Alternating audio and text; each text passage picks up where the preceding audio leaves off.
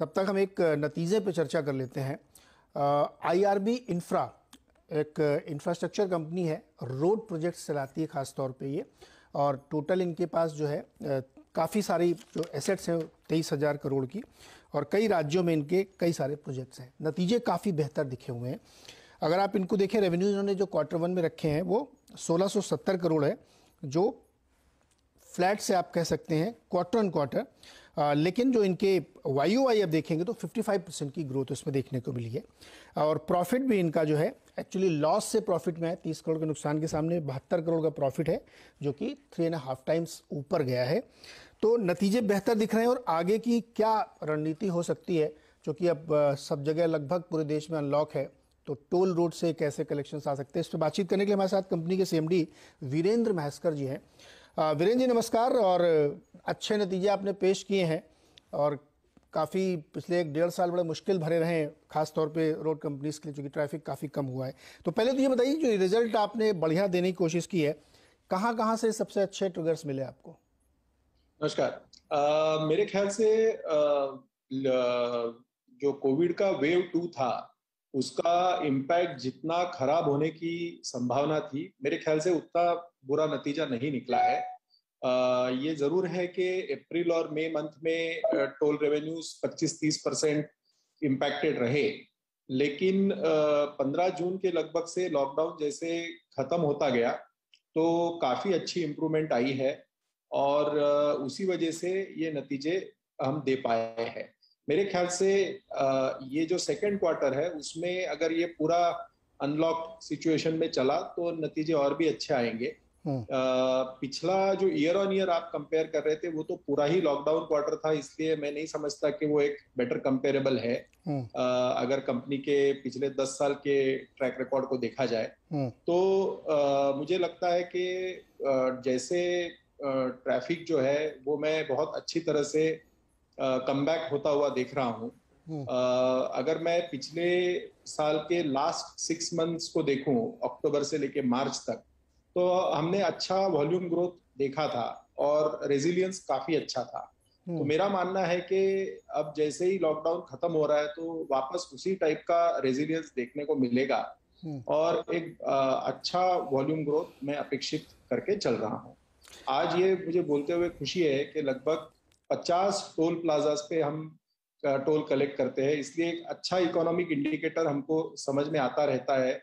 लगभग 26 lakh vehicle footfalls हम per day experience करते हैं, और जिस तरीके के एक्सुबरेंस हम देख रहे हैं, मुझे उससे काफी कॉन्फिडेंट महसूस होता है कि ट्रैफिक ग्रोथ अच्छी रहेगी इस साल। ये अच्छा, चूंकि आपने कहा कि YoY करना उतना सही नहीं है, तो मैं थोड़ा और पीछे चलता हूँ। FY20 लेते हैं, जो एकदम नॉर्मल पीरियड था। आप कह रहे हैं 26 लाख पर डे का आपका फुटफॉल है। आप मुझे बताइए, अगर उस पीरियड से हम कंपेयर करें तो उसके तुलना में अभी हम कहाँ हैं? मेरे ख्याल से लगभग 10% ग्रोथ वहां से हम देख चुके हैं वॉल्यूम में। और मेरे ख्याल से जो जीडीपी की फॉरकास्ट आ रही है उसे अगर हम देखें, क्योंकि ट्रैफिक ग्रोथ जो होती है वो यूजुअली जीडीपी ग्रोथ से कोरिलेशन रखती है। तो अगर हम 9.5-10% जीडीपी ग्रोथ की इस साल बात कर रहे हैं, तो मेरे ख्याल से पिछले साल के मुकाबले 9.5-10% का वॉल्यूम ग्रोथ मुझे लगता है इस साल देखने को मिलेगा ट्रैफिक में। 9.5% ग्रोथ देखने को मिलेगा। और अभी जो लास्ट मंथ के फ्यूल सेल्स के नंबर आए हैं वो काफ़ी इनकरेजिंग है, और उसमें बहुत तगड़ी ग्रोथ देखने को मिली है, तो वो शायद इसमें ट्रांसलेट होते हुए यहाँ पे देखने को मिलेगी। अच्छा, आपने कुछ फंड रेजिंग भी की है सर? हाँ, जो हमारा प्राइवेट इन्वेस्टमेंट ट्रस्ट है, जिसमें गवर्नमेंट ऑफ सिंगापुर का सॉवरिन वेल्थ फंड 49% उन्होंने निवेश किया है और IRB 51% होल्ड करती है, उसका जो एक प्री प्लान्ड कैपेक्स था उसके लिए राइट्स इशू करके IRB ने उसमें 51% का अपना योगदान किया है, और GIC फंड ने उनका 49% का योगदान किया है, और उसके तहत 381 करोड़ का कैपिटल रेज हमने उस ट्रस्ट में किया है, और उसका जो उपयोग है वो अंडर कंस्ट्रक्शन प्रोजेक्ट्स में किया जाएगा। Right Virendra ji, 19 bot projects हैं, एक TOT और 3 HAM प्रोजेक्ट आप इस समय रन कर रहे हैं। 10 देखिए, आज प्रोजेक्ट्स की बात करें तो आज IRB ग्रुप टोटल 23 प्रोजेक्ट्स पे काम कर रही है, जिसमें से 7 प्रोजेक्ट जो है वो आईआरबी के अंदर ही है, 9 प्रोजेक्ट जो है वो हमारे प्राइवेट इन्वेस्टमेंट ट्रस्ट में है, और 7 प्रोजेक्ट जो है वो पब्लिक इन्वेस्टमेंट ट्रस्ट में है। और इसमें से एक टीओटी आईआरबी कंसेशन में ही है, जो कि मुंबई पुणे है। और ये सारे 23 प्रोजेक्ट मिला के लगभग 54,000 करोड़ का एंटरप्राइज वैल्यू इन सारे प्रोजेक्ट्स का मिलके होता है। ओके, नए प्रोजेक्ट्स की तरफ कोई आपने अभी कहीं बिड कर रखा हो या कहीं कोई नया लेने वाले हो, उसके बारे में बताइए। ये तो एग्जिस्टिंग है आपके। पिछले 2 महीने bidding was quite subdued because of second wave of Covid and lockdowns. जून से बिडिंग थोड़ा बहुत पिकअप हुआ है, और मेरा मानना है इस क्वार्टर में भी काफी अच्छा बिडिंग पाइपलाइन मुझे देखने को मिल रहा है। और एनएचआई हैज ऑलरेडी सेड के 4-4,500 किलोमीटर के बिड्स वो इस साल देने की कोशिश करेंगे।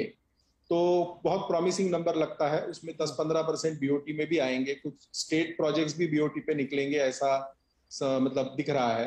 तो बिडिंग पाइपलाइन मुझे काफी स्ट्रांग दिखती है, जिससे हम 7 से 10,000 करोड़ तक का ऑर्डर बुक बढ़ाने की इस साल कोशिश करेंगे। 7 से 10,000 करोड़ तक के ऑर्डर बुक बढ़ाने की कोशिश करेंगे। यस। ओके। अभी फिलहाल ऑर्डर बुक जो है वो लगभग 13,000 करोड़ का है। हाँ, अभी कोई ऐसा है जिसकी बिड खुलने वाली हो? नहीं, ऐसा नहीं है। ऐसा नहीं। ओके, वीरेंद्र जी बहुत बहुत शुक्रिया। और नतीजे बेहतर है, और उम्मीद करेंगे कि अगले क्वार्टर में अगर सब कुछ ठीक ठाक रहा तो जो हम कंपेयर कर रहे थे आप वो वाला एक्चुअली कंपेयर कर पाएंगे। तो बहुत बहुत शुक्रिया इसके लिए, हमारे साथ जुड़ने के लिए, और देखते हैं कि नेक्स्ट क्वार्टर में किस तरह की और ग्रोथ आप लेके आते हैं।